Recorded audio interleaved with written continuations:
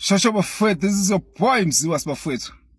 Mr Fixer Bufebe umavula kuvaliwe unangi bathubela umahambe khokhoba kuhle kwentombi yesokeni. So bafowethu, isitori sanamhlanje sithi usisi uyajima mayejima akangena ejimini. Ujima sometimes ufike epaka imoto ngaphandle kwasejimini ehambe nenye indoda impick up emthathe ehambe yodliwa. So lo sisi ke lo khona umuntu okhathazekile ngoba uyambona enza lezi indaba ngathi uyamazi umjita. So unginikeza inamba yomjita. So ngifonela umjita manje ngimtshene nazi indaba sika umuntu wakhe.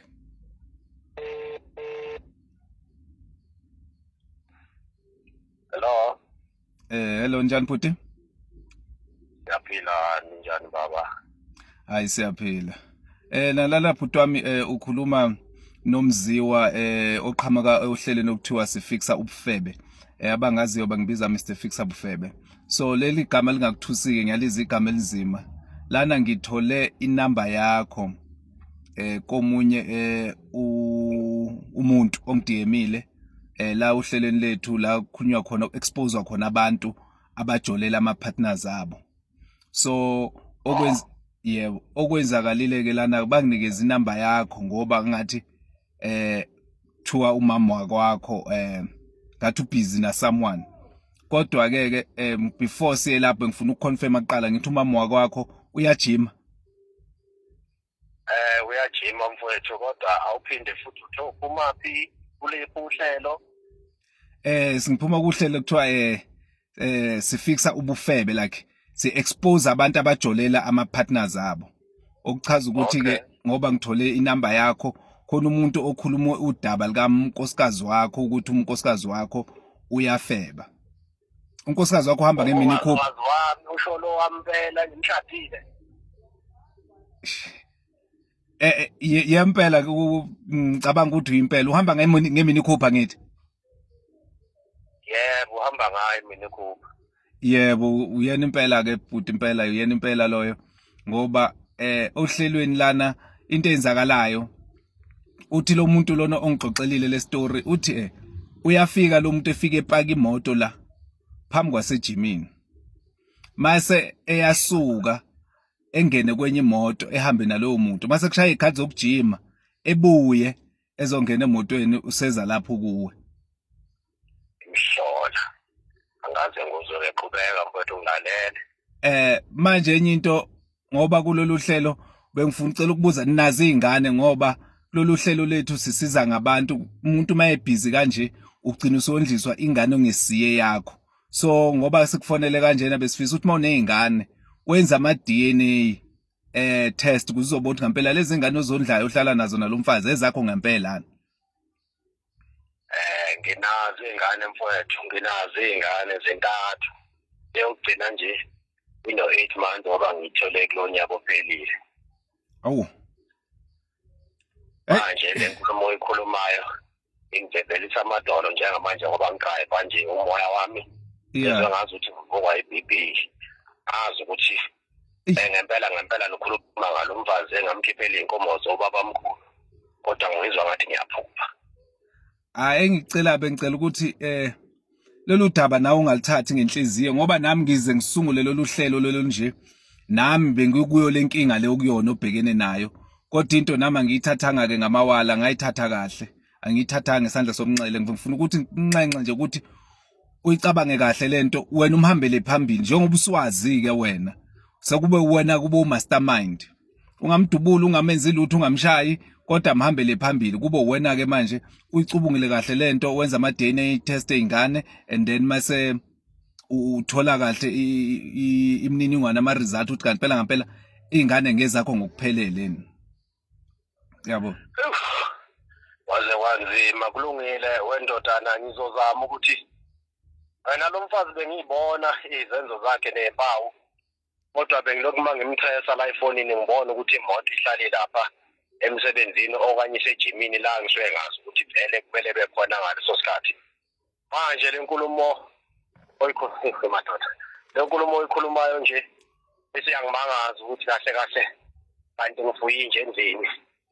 Kulungile ngizoqhubeka nohlelo lokucheck igazi ngoba kusho ukuthi kuningi okahle kahle nginje lisho kwami kanti akukho okuyimi.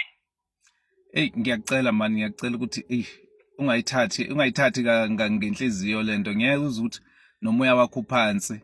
Ngiyacela ukuthi uma udinga umuntu ozokhuluma naye, ukhulume nami ngikhona.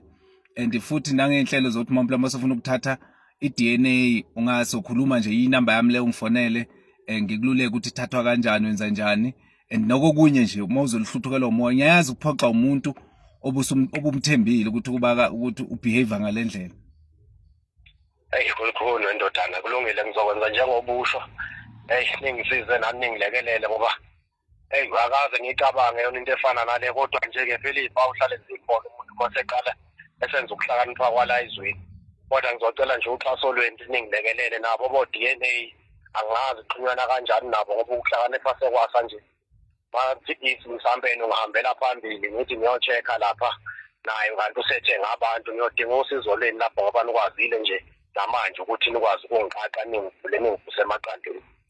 Hayi, akunankinga, mina ngizokusiza lapho. Hayi, kunankinga, ngizokusiza. Zikhona iy'mpawu, iziphi iy'mpawu obusuyibona kuye into ebese nokuzenza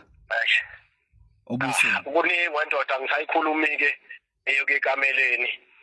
Kodwa nje kuningi khona ekamelweni khona. Hayi, mhlawumbe sekuphele iy'nyanga cishe ube yintathu inkonzo yasekameleni asayazi ubala lokhu ebalele ukuthi ukhathele yena, akaphilile, kade eyojova eyobona udoktar, manje ngeke lale nami amaphilisi kwasha kwacima. Manje masungithulela lolu daba nje senginami ngiyabuka ukuthi sonke lesi sikhathi vele isilima bekuyimina, kodwa-ke kuzothiwani-ke ngoba phela ilixhoshwa libhekile, nami bengithi ngibheke yonke into kanti ngiyisilima kulo mfazi engingazi ngizombhekela ubani njengamanje ngoba ngishaya imoto nje ngibheke ekhaya ngiyomfica ehleli lapha ethi ubuya kuyo le gym. Cha, mana-ke mawufika nje ngicela wenze sengathi nje awazi lutho. Yabona njengamanje nje uyithulele sokuba wena ohamba phambili-ke manje. Yena ubeyitshela uhlakaniphile. Kungcono ngoba besekunikezile nawe ukuthi kunento abhizi ngayo. Ama-symptoms ukuthi kunento abhizi ngayo ngala eceleni kwakho. So kungcono wena i-proof usuyitholile manje. Ngoba usuyitholile-ke sesokwenza izinto ngobuchule. Yileyo nto engikuncenga kuyona. And then manje ungatatazeli futhi ungabi nalo ulaka. Mthande kakhulu kunaqala-ke manje.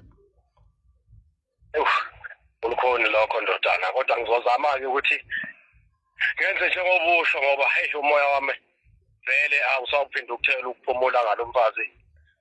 Funeke nje futhi ngenze sengathi ngijabule ngingajabule.